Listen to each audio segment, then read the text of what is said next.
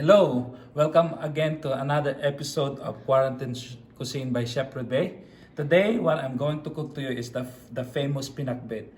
I know that there's so many ways on how you're going to cook the pinakbet, but for me, it's just quite simple. Some others, they just saute the garlic and onions and everything like that.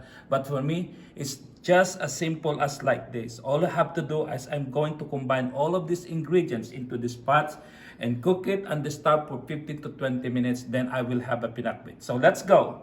Okay, so I said I have to just mix them all together. I have my kalabasa here, I have my beans in here, I have my okra, I have my eggplant, I have the watermelon, I have the tomato, and have the garlic. If you remember, I did not put my onions in my pinakbet because I don't want onion in my pinakbet.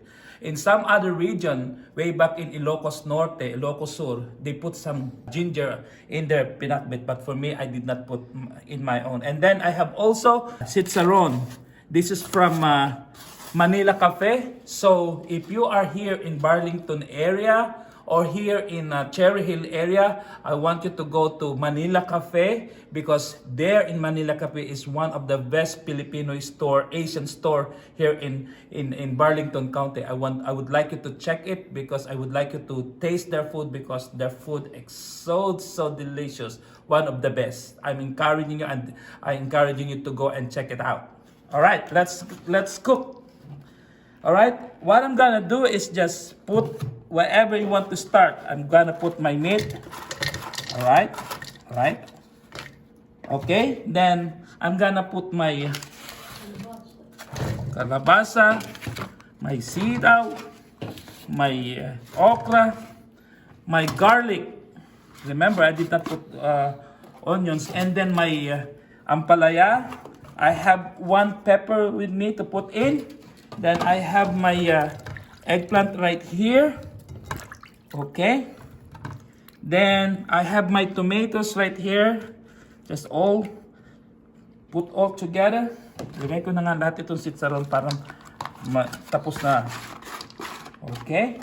And then in pinakbet, you can choose whatever sauce you want. If you want but the original pinakbet is the bagoong. Either you have the fish sauce or you have the shrimp sauce.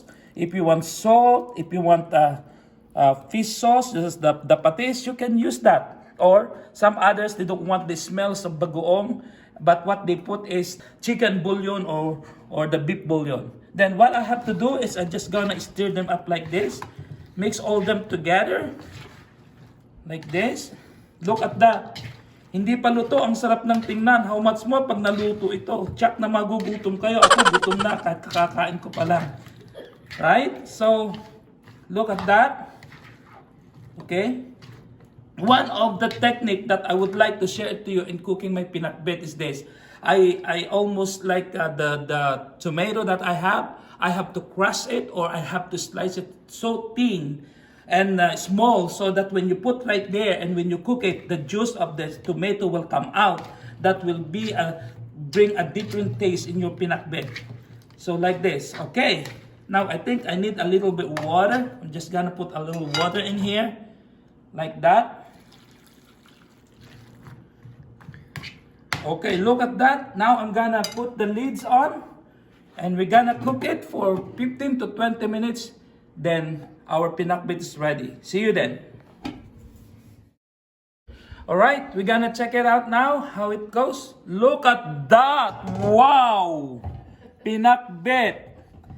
Pinakbet, you know, it's a good combination. I have a bangus tinapa in here.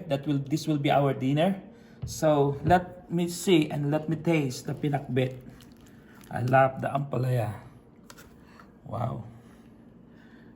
I'm hungry.